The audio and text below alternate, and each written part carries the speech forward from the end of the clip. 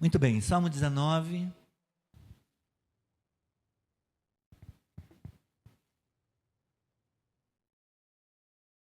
Salmo de Davi, intitulado A Excelência da Criação e da Palavra de Deus. Os céus proclamam a glória de Deus e o firmamento anuncia as obras das suas mãos. Um dia discursa a outro dia, e uma noite revela conhecimento a outra noite.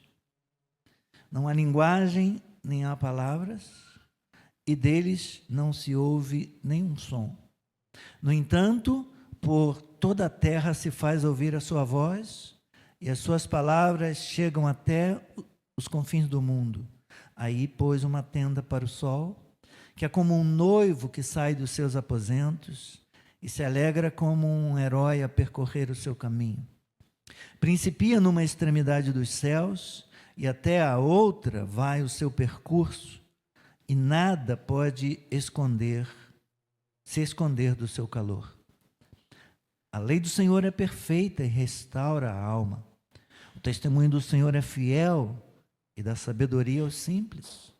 Os preceitos do Senhor são retos e alegram o coração.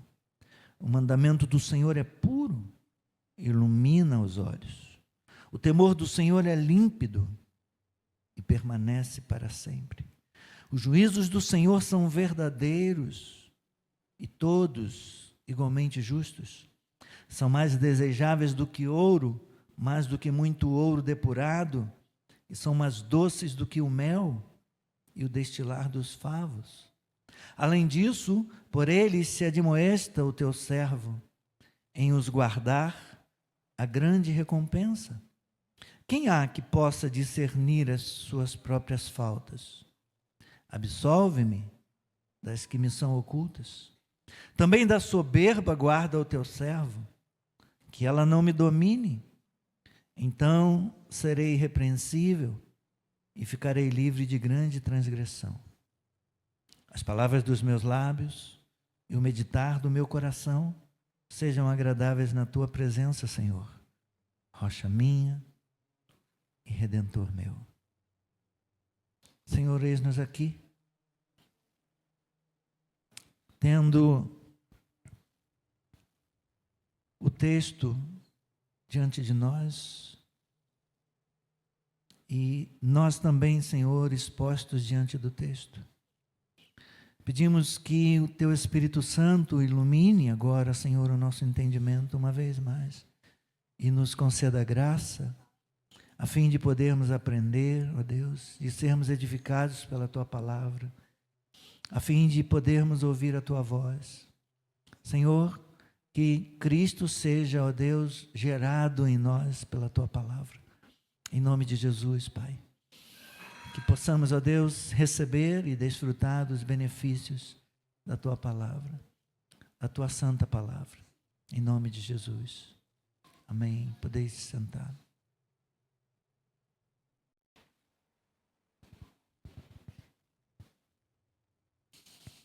Quero falar com você nesta manhã um pouco sobre a doutrina da revelação de Deus. E faremos isso tendo como base o salmo que lemos, o Salmo 19. Lutero entendia esse salmo como sendo uma profecia, a qual fala de como o evangelho se espalharia por todo o mundo e chegaria tão longe quanto os céus se estendem. O evangelho, seria espalhado de dia e de noite, não apenas em hebraico, mas em todas as línguas.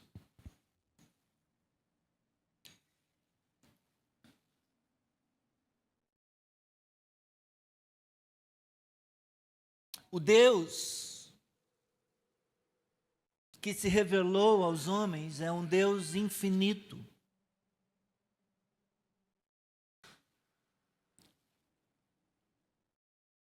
Então, considerando como Deus é infinito, sem começo e sem fim, e os seres humanos são finitos, tem começo e fim.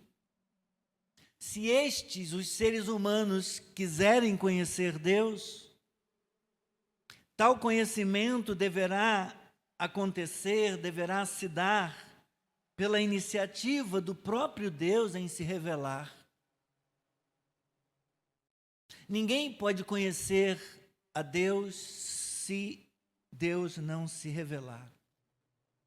Nós só podemos conhecer a Deus, portanto, a partir da iniciativa dele em se revelar a nós. E graças a Deus que ele quis se revelar. Há duas classificações básicas de revelação, como veremos nesta manhã. Hoje nós vamos considerar brevemente o conceito de revelação.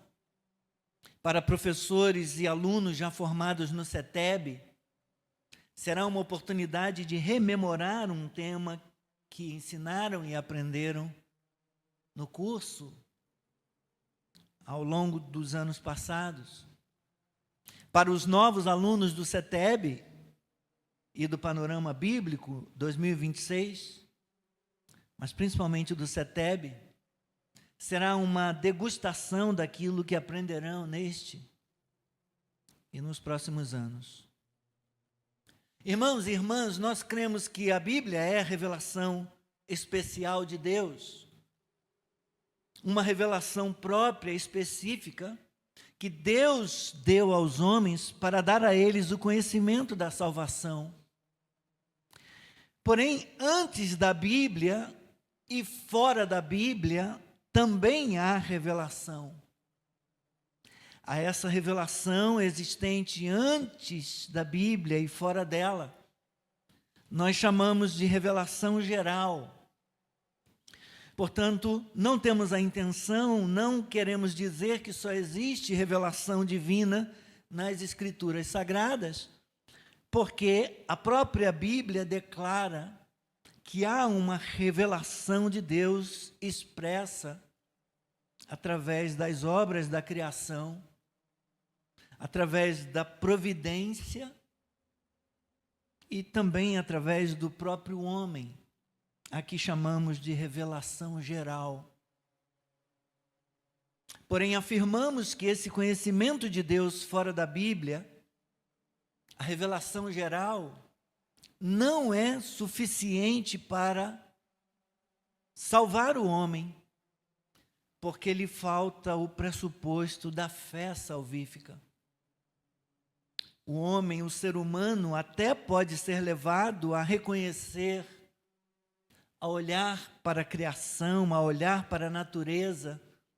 Ele até pode ser levado a reconhecer que Deus existe e que foi Ele o Criador de tudo. No entanto, ele ainda precisará das Escrituras para levá-lo a crer em Cristo, a receber o perdão e a esperança da vida eterna. Vamos nos voltar então para a Bíblia, para a Palavra de Deus, e vamos refletir no Salmo 19 a respeito dessas duas revelações, a geral e a especial. Primeiro, vamos ver a eloquência dos céus nos versículos 1 a 6, que começam assim: os céus proclamam a glória de Deus, e o firmamento anuncia as obras das suas mãos. Um dia discursa, faz discurso, conversa com outro dia, e uma noite mostra, revela conhecimento a outra noite. Não há linguagem, nem há palavras, e deles não se ouve nenhum som. No entanto, por toda a terra se faz ouvir a sua voz, e as suas palavras chegam até os confins do mundo. Aí pôs uma tenda para o sol, que é como um noivo que sai dos seus aposentos e se alegra como um herói a percorrer o seu caminho. Principia numa extremidade dos céus e até a outra vai o seu percurso, e nada absolutamente nada pode se esconder do seu calor. Até esse ponto, versículos 1 a 6, e vamos então pensar um pouquinho sobre essas conversas na criação, esse papo cabeça entre as criaturas, os céus proclamando a glória de Deus, o firmamento anunciando as obras que Deus fez. Os estudiosos da Bíblia concordam, meus irmãos e irmãs, que essa primeira parte do Salmo 19, ela se refere à revelação geral a que temos nos referido. Fica claro para os leitores, para nós leitores, que o texto bíblico aqui se dedica a ensinar a respeito da existência do Deus Criador. Esses versículos 1 a 6 descrevem como as características do céu carregam o testemunho do seu Criador.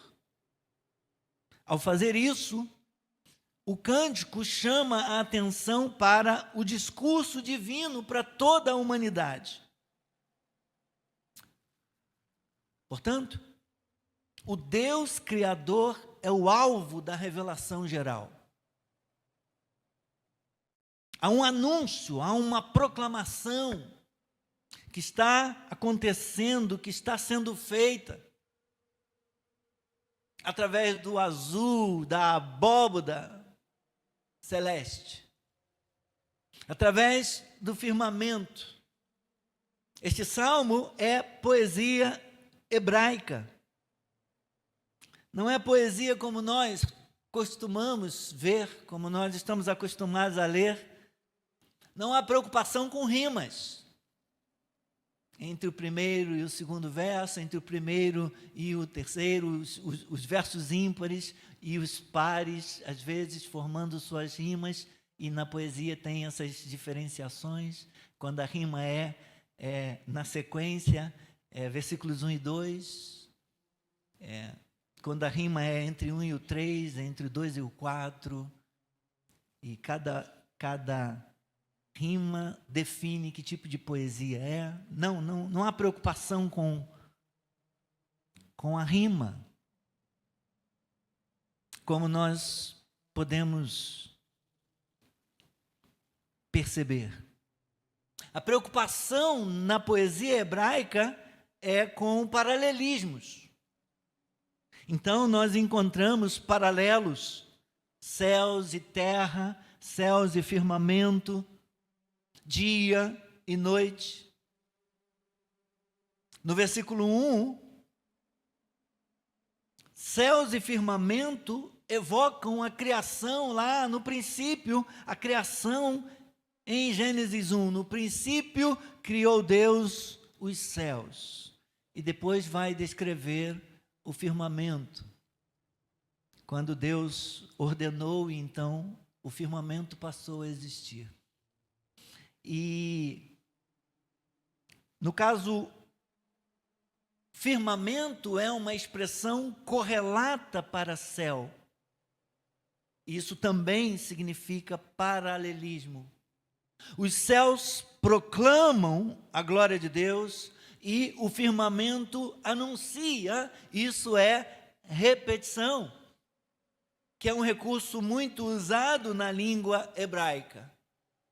Os céus proclamam a glória de Deus e o firmamento anuncia as obras das suas mãos, ou seja, através das obras das mãos de Deus, criação, Deus anuncia sua glória, ou seja, Deus anuncia seu poder, sua sabedoria, sua dignidade de honra e de adoração. Ao mesmo tempo, ao proclamar e anunciar, porque céu é criação, firmamento é criação, ao proclamar e anunciar, a criação também testemunha, a criação também louva e adora a esse Deus grandioso, a esse Criador soberano, a esse grande Deus, Criador de tudo o que existe. Os céus proclamam a glória de Deus, o firmamento anuncia as obras que Deus fez. Um dia, discursa. Um dia, conversa com outro dia.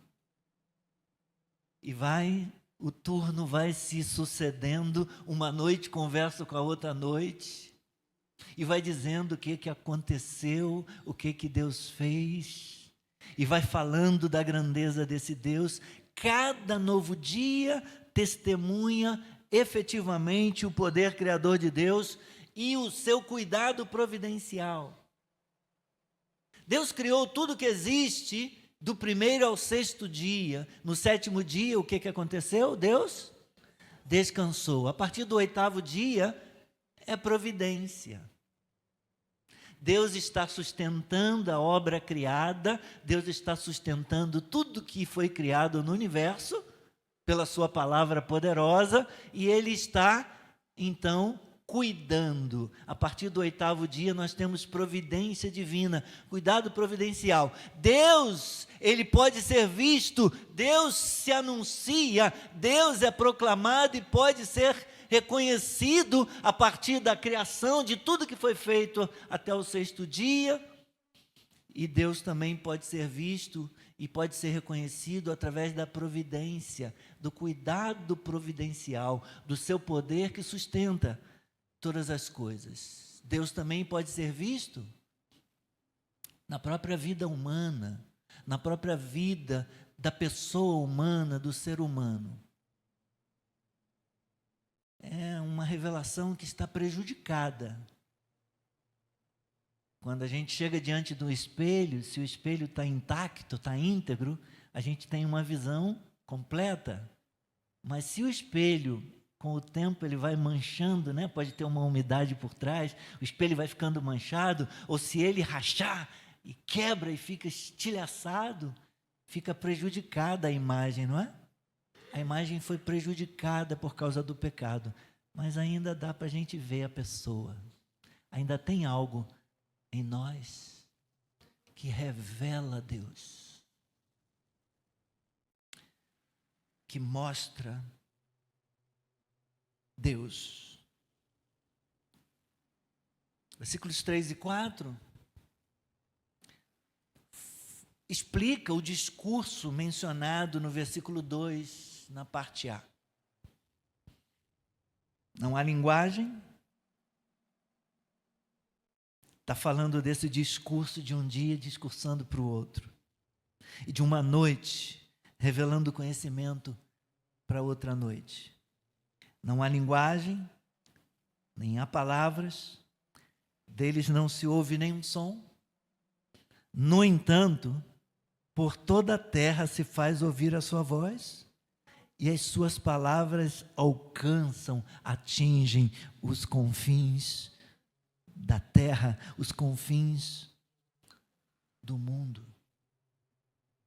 O sentido aqui é que todos os povos recebem o discurso, a proclamação alcança todos os povos, todas as nações, todos recebem esse discurso, essa mensagem, embora nem todos lhe atendam.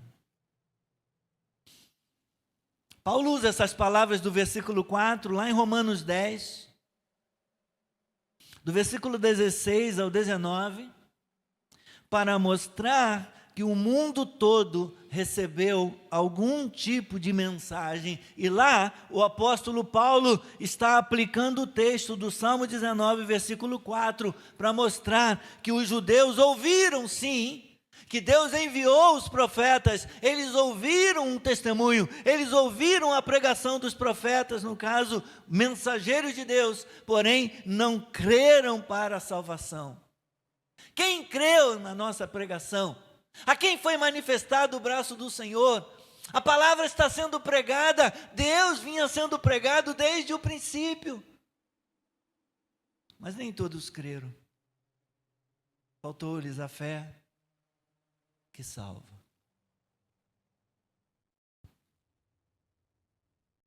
Então Deus, lá nos confins do mundo, pôs uma tenda para o sol. O poeta sacro aqui, no caso, o salmista Davi, ele, a partir da parte C do versículo 4 até o versículo 6, ele passa a especificar como os céus proclamam a glória de Deus. O sol diariamente segue o seu curso pelo firmamento, levando vida e energia, levando vida e calor ao mundo inteiro. O sol é uma criatura. Ele não é uma divindade como criam os povos pagãos, mas ele é uma criatura que cumpre as ordens do seu Criador.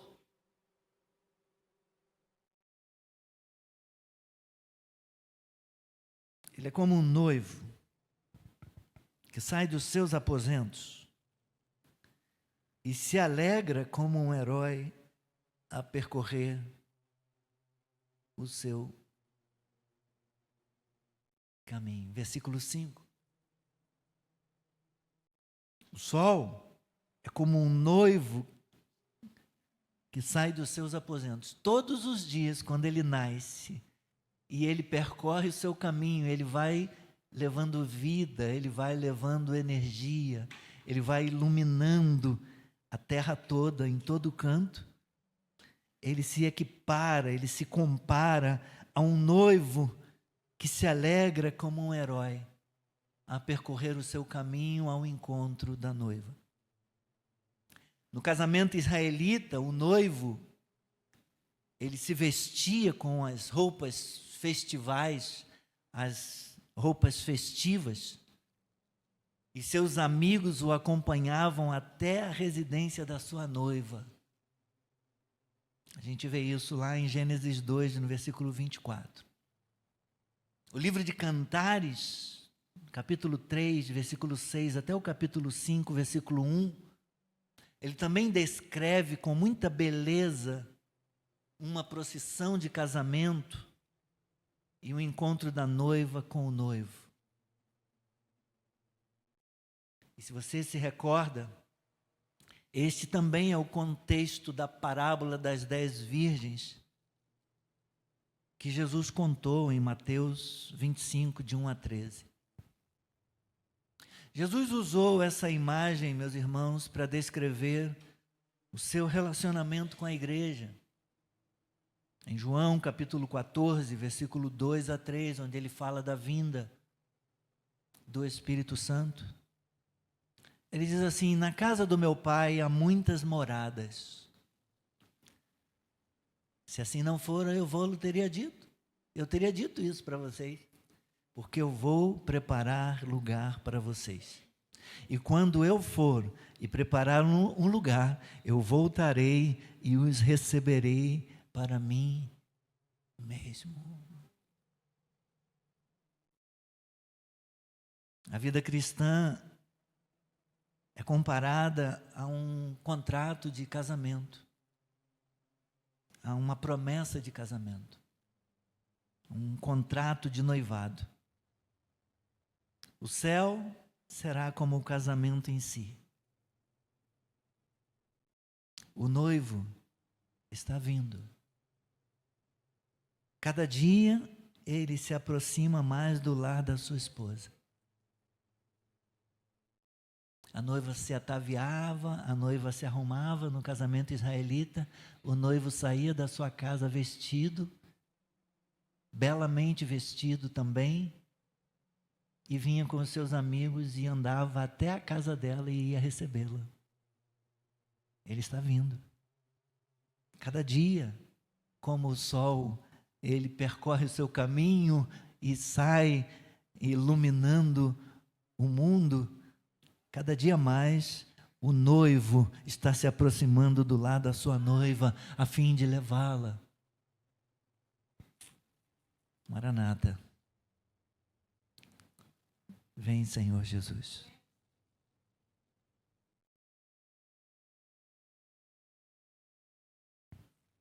Vejamos então a segunda parte do Salmo.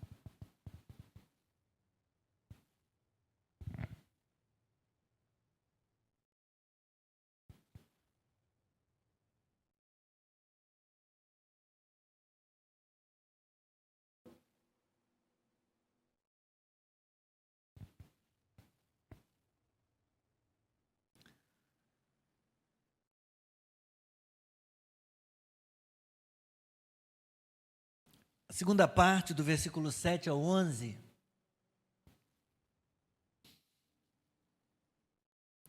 revela a lei perfeita de Deus. Essa porção trata da recompensa da palavra do Senhor.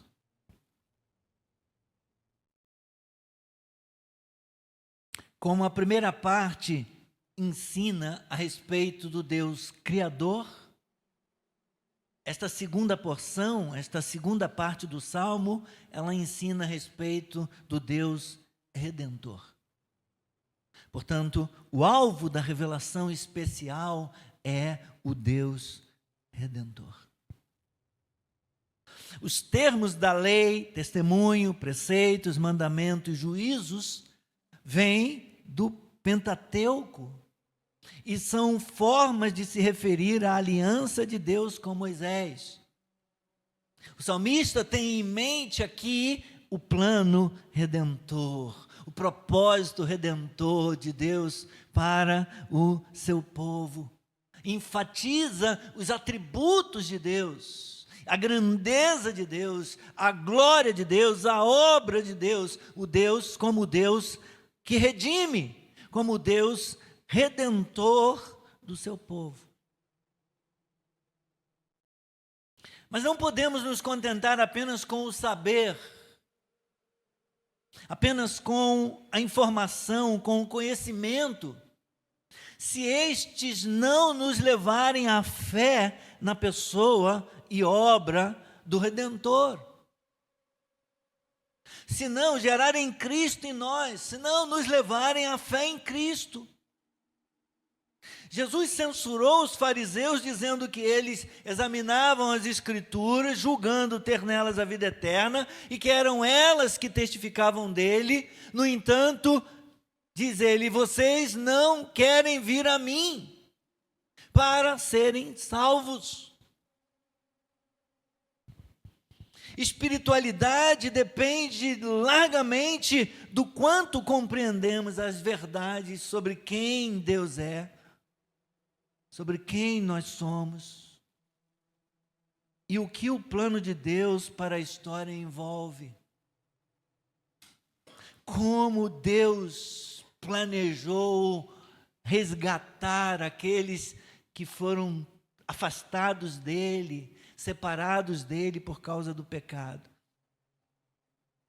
É pela palavra, é pela Escritura que nós conhecemos os atributos de Deus, a grandeza de Deus, o poder de Deus.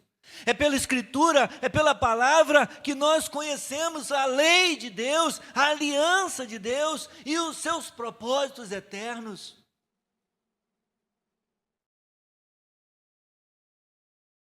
Só assim, depois de alcançar essa maturidade na fé pela palavra, ou essa espiritualidade, poderemos dizer por que nossa esperança tem razão, por que nossa esperança é racional e qual é essa razão. A lei do Senhor é perfeita e restaura a alma.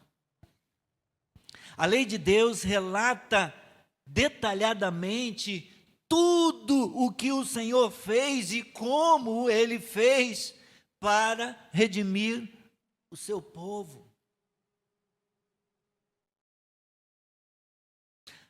Enquanto a palavra afirma que o infortúnio matará o ímpio, em contrapartida, essa mesma Escritura, essa mesma palavra afirma que a recompensa para aquele que teme ao Senhor e guarda a lei, guarda a aliança, guarda o compromisso de Deus, o pacto de Deus, a recompensa será a restauração da alma, será o refrigério.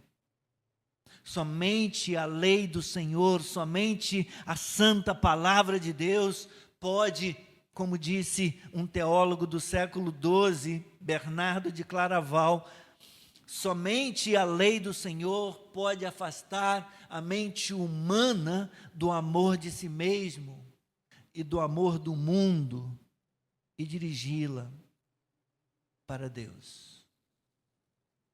Só a palavra de Deus pode apontar nossa mente, pode apontar o nosso coração para Deus. Diz ele: nem medo, nem amor egoísta convertem a alma. Eles, às vezes, mudam a aparência exterior, ou mudam algumas ações, mas nunca transformam, nunca afetam o coração. A lei do Senhor é perfeita para isso, ela é apta para isso. Ela é apta para discernir os pensamentos, ela é apta para transformar as intenções do coração.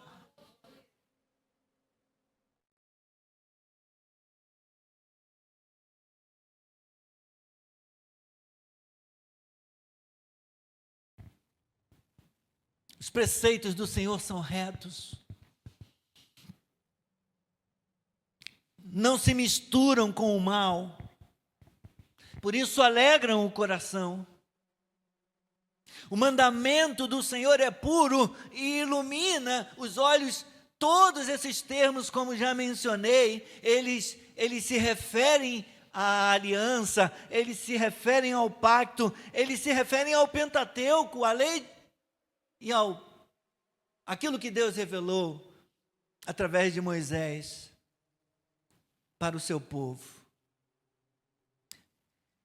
Lei, testemunho, preceitos, mandamentos, mandamento, temor, juízo ou juízos, são todos termos sinônimos e são pensamentos em paralelismo, que ecoam os atributos de Deus, que ecoam a grandeza de Deus, que ecoam a aliança de Deus e o propósito redentivo ou propósito redentor de Deus para o seu povo. O salmista repetidas vezes ecoa o seu louvor à perfeita palavra de Deus.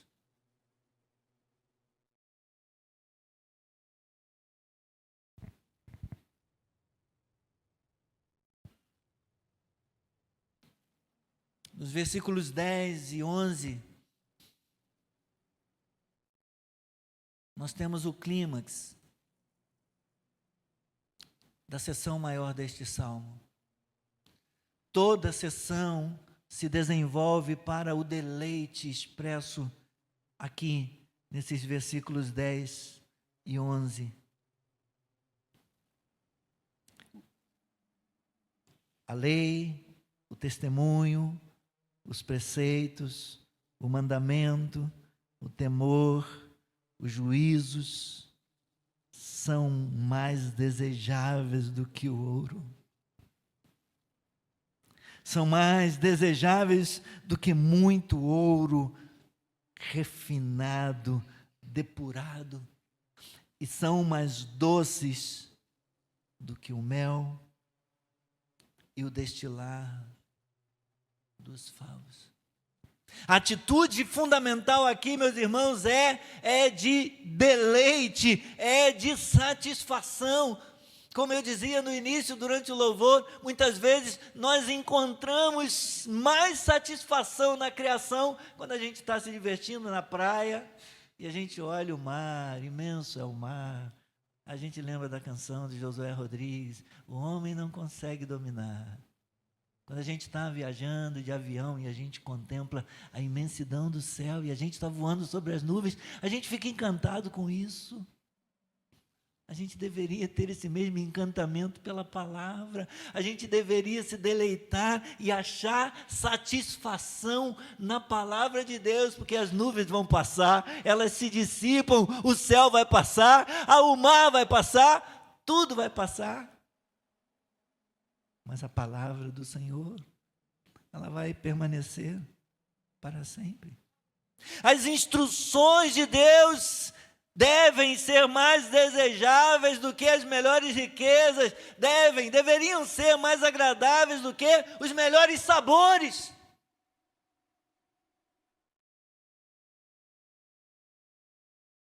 A gente gosta quando está fazendo um gilozinho refogado. Um monte de nariz torcido. Gente, giló é um negócio maravilhoso. Um quiabo com angu, canjiquinha, um gilozinho com canjiquinha, com angu molinho. Mas pode ser uma sardinha frita também. Ou um camarão.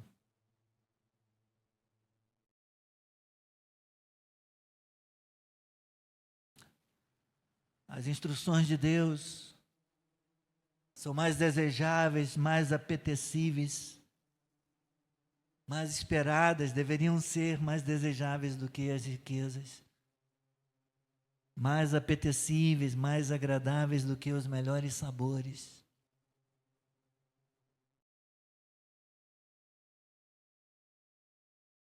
A recompensa em se guardar a palavra de Deus está no fato, principalmente no fato de que o fiel encontrará a segurança de pertencer e ser guardado pelo próprio Senhor, enquanto desenvolve o seu caráter.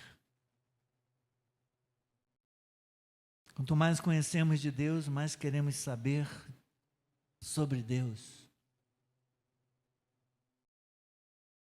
Quanto mais conhecemos de Deus, mais queremos nos assemelhar a Ele.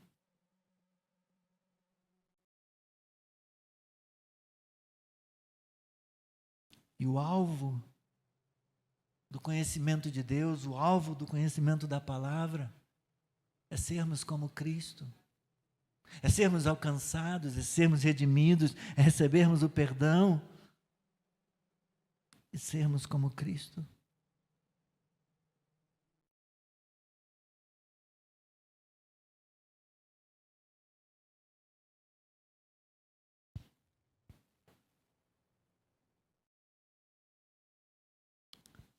Então vem a resposta.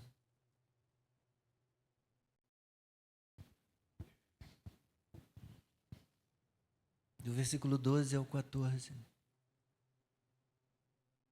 A resposta humilde.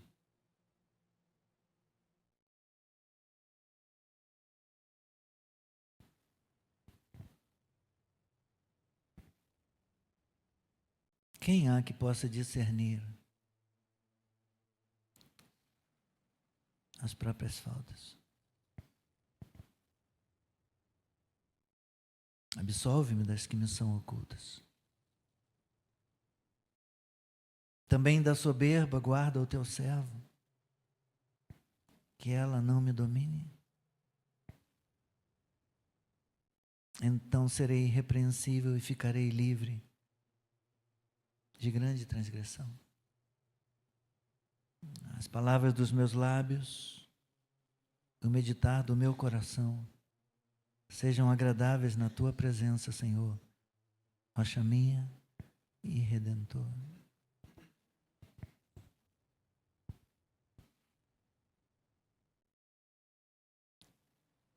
Eu mencionei aqui um texto de Coríntios, 1 Coríntios 11. Se eu me julgasse a mim mesmo, não seria julgado. Se nós fôssemos juízes de nós mesmos, certamente nós aliviaríamos a mão. Valeria o ditado: para nós tudo, para os inimigos a lei. Para nós os benefícios todos, as recompensas todas, para os outros a lei. Quem há que possa discernir as suas próprias faltas?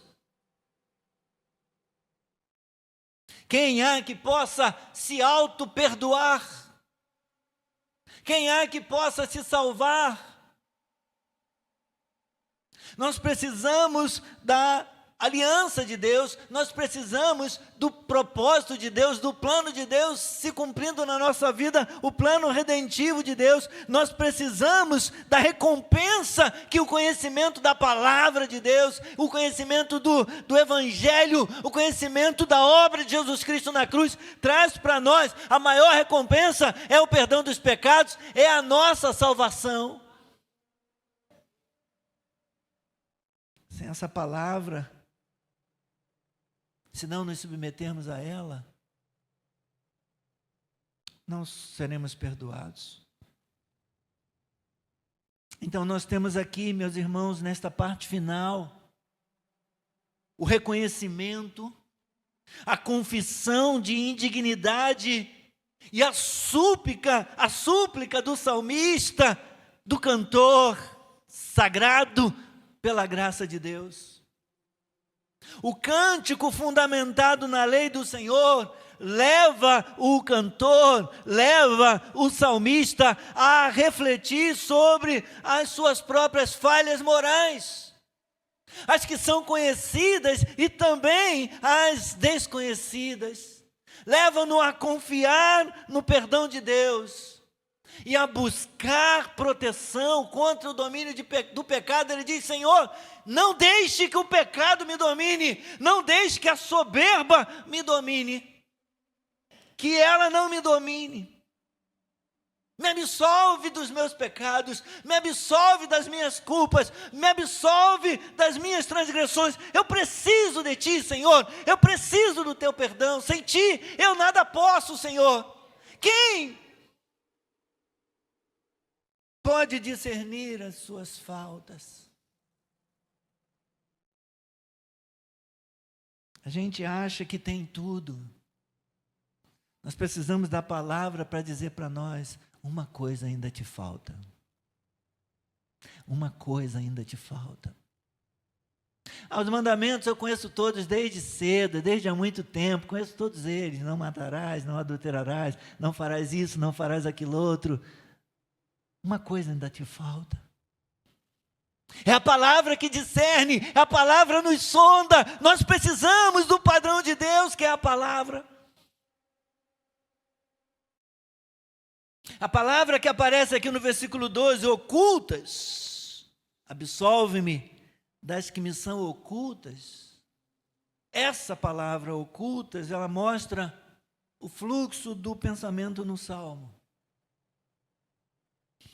Assim como o calor do sol se infiltra em todos os cantos e em todas as fendas que há no mundo, no universo, de modo que nada pode se esconder do seu calor, no versículo 6, assim também a lei se infiltra, a palavra de Deus, como uma espada de dois gumes, ela penetra até alcançar todos os lugares ocultos da alma. Ela penetra, ela se aprofunda, ela vai lá, ao ponto de dividir o que é junta e o que é medula.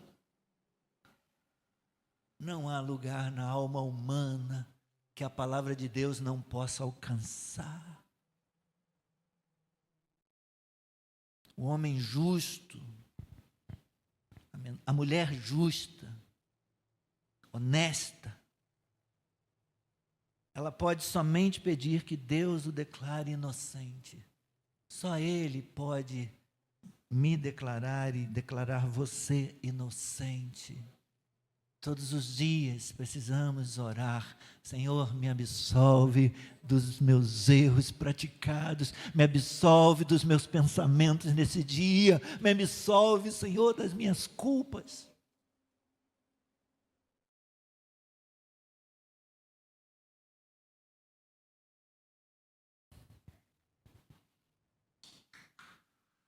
E essa oração do salmista inclui um pedido de perdão até mesmo para os pecados ocultos,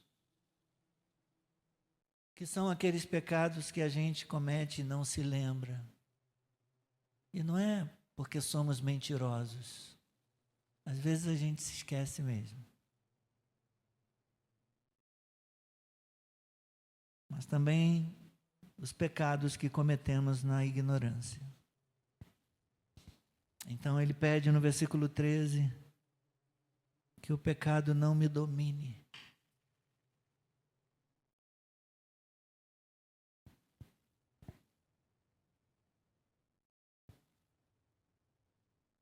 Cumpre, Senhor, a tua palavra em Romanos. O pecado não terá domínio sobre vós, considerai-vos mortos para o pecado e vivos para Deus. Senhor, que o pecado não me domine, que o pecado não me domine, a arrogância, a soberba, o orgulho, a altivez, que o pecado, seja ele qual for, tenha ele o nome que tiver, que ele não me domine.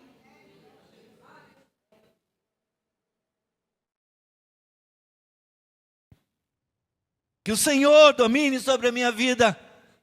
Que a tua palavra, a tua presença reine, domine sobre a minha vida. Que o teu poder redentor domine sobre a minha vida, Senhor.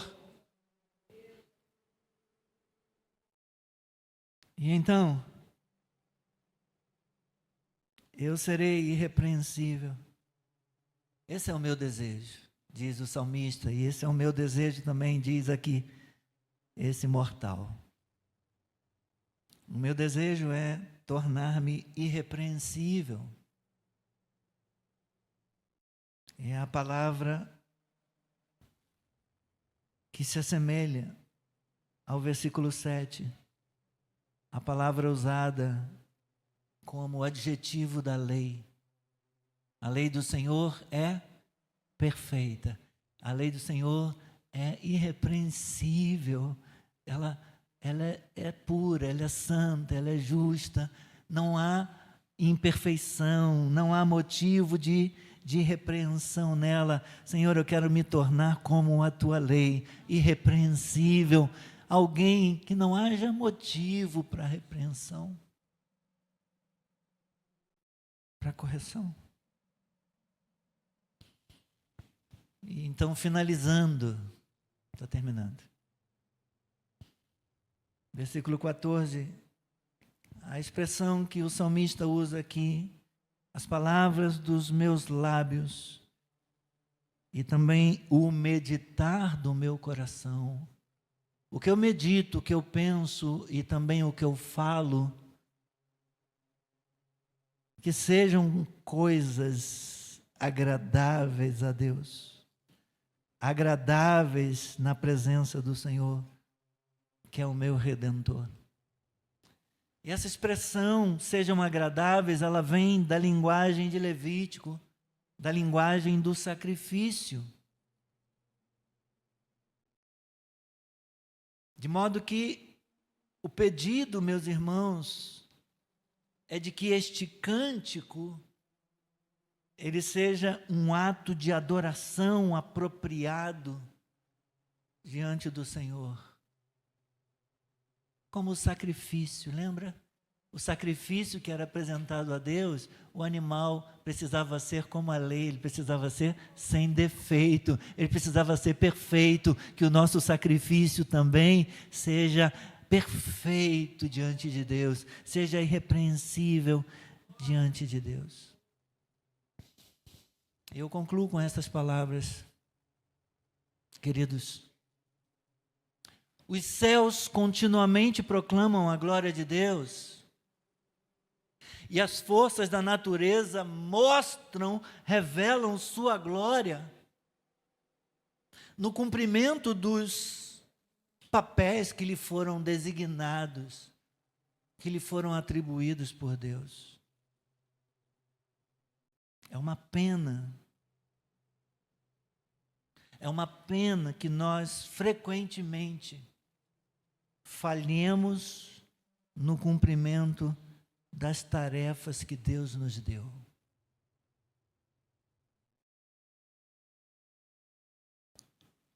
Pior,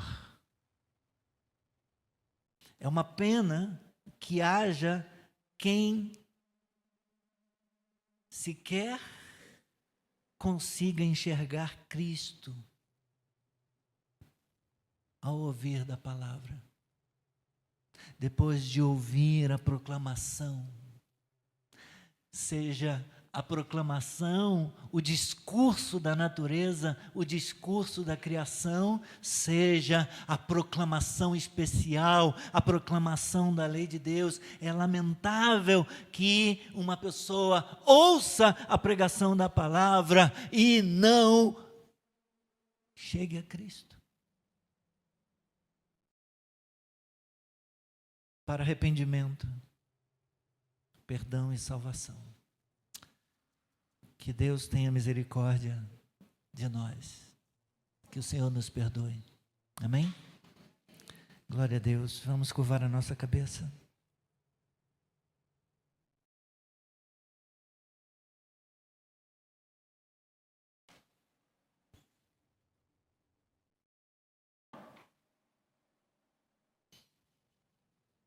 Senhor, Tu és a minha rocha e o meu redentor. Tu és o meu Salvador, Tu és o meu amo e o meu dono. Eu quero viver para Ti, eu quero viver para a Tua glória, eu quero Te engrandecer, eu quero Te exaltar, e eu quero, Senhor, eu quero não apenas agradar, Senhor, encontrar satisfação, deleite em Ti e na Tua palavra e também na Tua presença, Senhor. Eu quero que o meu culto, eu quero, Senhor, que a oferta da minha vida, as palavras que saem da minha boca e a meditação do meu coração também possam agradar, possam trazer prazer, possam trazer deleite para Ti, Senhor. Bendito seja o Teu nome. Obrigado, Senhor, por se revelar. Eu também quero, Senhor, me encantar com a Tua palavra, tanto quanto me encanto com a criação. Eu quero, Senhor, me alegrar com os Teus preceitos, quanto me alegro quando estou mergulhando no mar. Eu quero, Senhor, Te adorar com a minha vida e bendizer o Teu nome por tão grande salvação. Oh, meu Deus. Oh, Senhor. Maranata, vem, Senhor Jesus. Maranata, vem, Senhor Jesus. Vem buscar a Tua igreja, Senhor. Vem completar a Tua obra. Vem consumar, Senhor, o reino. Em nome de Jesus. Em nome de Jesus. Vem salvar, ó Deus, vem alcançar aqueles que ainda estão longe. Não deixe, Senhor, nenhuma pessoa, nenhum de nós aqui nesta manhã. Não deixe, Senhor, ninguém permanecer longe. Não deixe, Senhor, ninguém sem ser atraído a Ti, Senhor. Atrai a Ti. Chama a Ti, Senhor. Em nome de Jesus, atrai a Ti, Senhor, de modo eficaz, de modo irresistível. Atrai a Ti, Senhor, nesta manhã. Em nome de Jesus. Aleluia. Glória a Deus. Vamos ficar de pé, irmãos.